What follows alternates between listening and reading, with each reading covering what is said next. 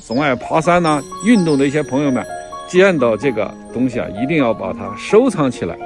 它是大名鼎鼎的白毛蛇，别名呢叫白毛骨碎补。大家看我身后的这棵古树上，是不是有爬着好多小白蛇？其实呢，它真的不是白蛇，它是寄生在古树上或者古崖边上的一种蕨科类的一种植物啊。为什么把它叫做白毛蛇呢？大家看，它浑身长满了绒毛白白的绒毛。那么趴在树上呢，像一条条的白蛇大家看看是不是特别形象特别形象。大家记住了，白毛蛇经常出门在外，或者呢爱爬山的朋友，大家要点赞收藏。